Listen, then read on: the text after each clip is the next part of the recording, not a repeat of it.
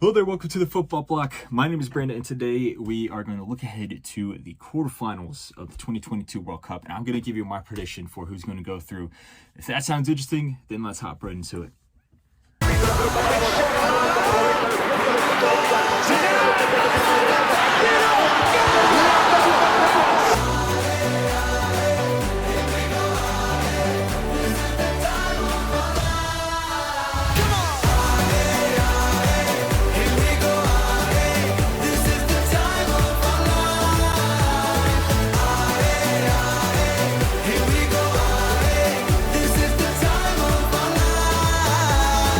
So the quarterfinals of the 2022 World Cup is finally here. We have 8 teams left, and after these round of games, there will only be 4 teams left, with the other 4 going home.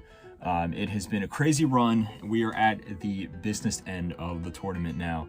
It's crazy to think that this tournament is almost over. There's only a few games left, essentially. And now we have, statistically, the 8 best teams in the world.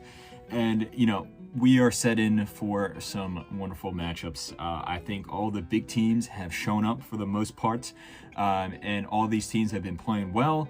And then you look at a team like Morocco or Croatia, even though they aren't as historic or as strong or talented as these other teams here, they have 100% earned their way to this stage of the tournament. So without further ado, let's go into these predictions. So the first game we have is Croatia versus Brazil. And, if Croatia somehow win this game, they'll make it back-to-back semifinals of the World Cup. And Brazil would make it, if they win, would make it to the semifinals for the first time since 2014, which is, a little surprising considering how strong Brazil is historically and how strong they've been over the past few years. Now, I think both these teams have had different run-ups to this point. Croatia, they were held to a 0-0 draw with Morocco. They blew away Canada, and they held on against Belgium. I thought Belgium should have won that game, but at that point, all Croatia needed was a draw. And then Croatia did ultimately draw against Japan, and they needed penalties to go through. But that being said, it was a very close game, and Japan is a strong opponent. Remember, Japan, beat both Germany and Spain. So, that is not a fluke result there or anything like that. Brazil, on the other hand, they very professionally beat both Serbia and Switzerland. They looked a little flat in the attack, but their defense was very, very strong. And then at that point, they already qualified for the tournament. They did end up losing to Cameroon, but they had made 10 changes to their lineup, and they, like I said, they already knew they were going through. But if there was any doubt about this Brazilian team, that went out the window when they completely crushed South Korea in the round of 16. 4-1, with not only the defense defending well, but the attack firing on all cylinders. And when you look at this match here, I think that Brazil is a clear favorite. Now, it doesn't mean it's going to be an easy match for Brazil. I think they'll ultimately go through, but Croatia is going to put up a very good fight. I think we'll see a similar style of game to those 2 matches that Brazil had in the group stage, where the team kind of just lined up and tried to stifle Brazil's attack with, all their guys back in their own half defending. I don't think Croatia has the talent, the defensive quality to be able to do that for the duration of the 90 minutes though. I think Brazil ultimately will break through. Now, Croatia will try to hit them on the counter. I think Croatia will maybe get a few chances here and there, but like I said, Brazil has been, almost unbreakable at the back. The only goals they've conceded were 2 really, really nice goals. And they were both at moments where Brazil was, a victory was pretty much guaranteed at that point.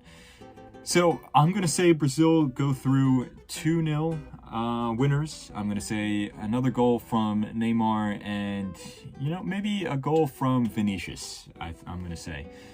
Dominant win from Brazil, but not an easy win. I think Croatia will go home with their heads held high, but ultimately Brazil is a more talented team. Now let's go on to the next match. We have Netherlands versus Argentina.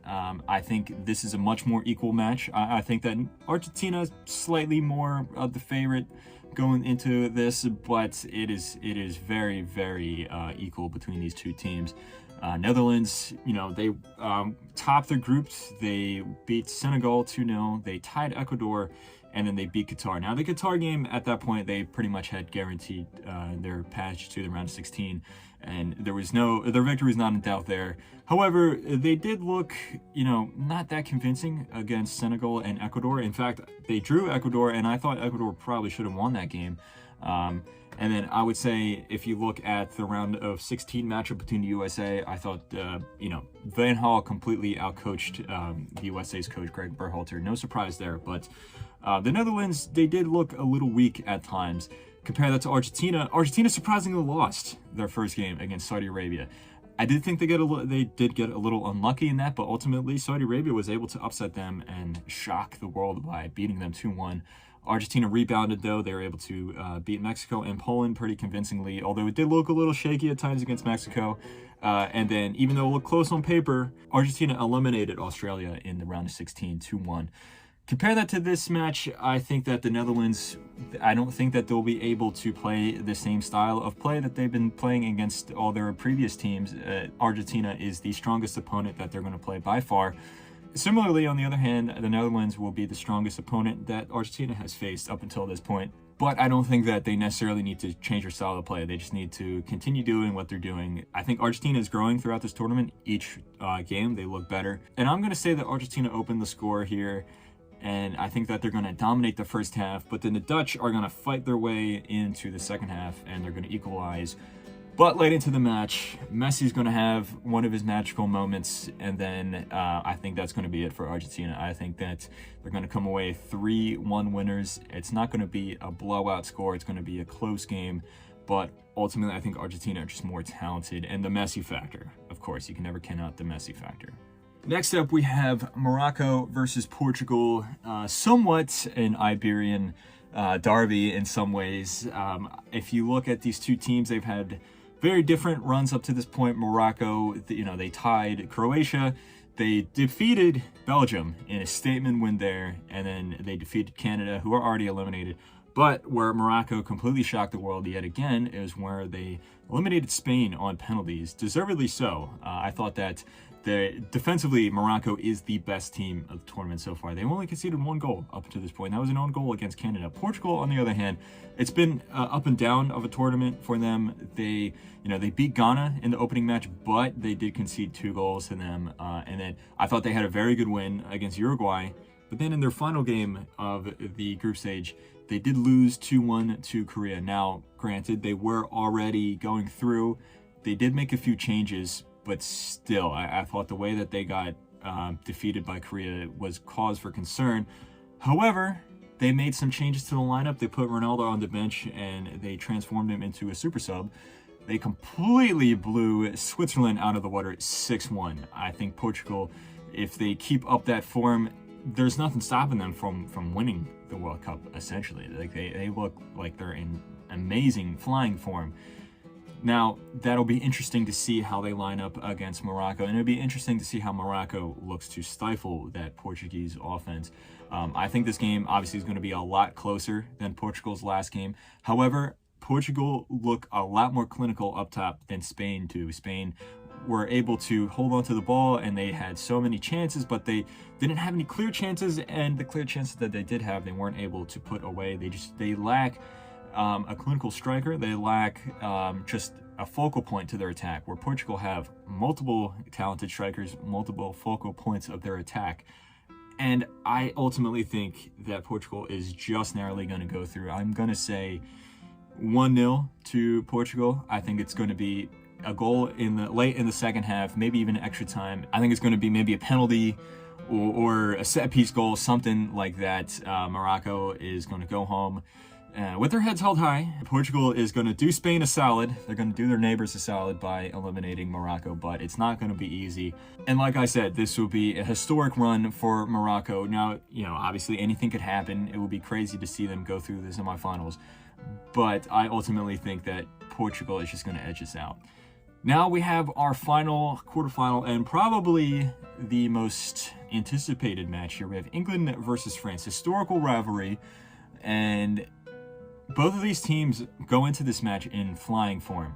Obviously, France blew away Poland. It wasn't the most dominant performance, but overall they played well, and Mbappe in particular has been having a great tournament. And then England, on the other hand, they were able to weather the storm in the first 20 minutes against Senegal before blowing them away on the counter, coming out 3-0 winners over the West African country. And I think going into this match, it could really go either way. I think a lot of people are saying that France is going to go through. I don't think a lot of people are giving England a chance.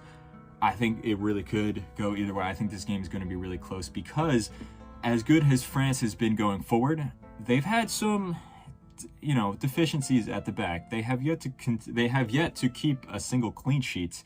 They've conceded 4 goals so far this tournament, whereas England, they did concede 2 goals to Iran, but how much can you really take for that, considering that England put 6 past Iran in that same game? But since then, it's been consecutive clean sheets, 3 consecutive clean sheets there, and those 2 goals that they conceded from Iran have been the only 2 goals that they've conceded this tournament.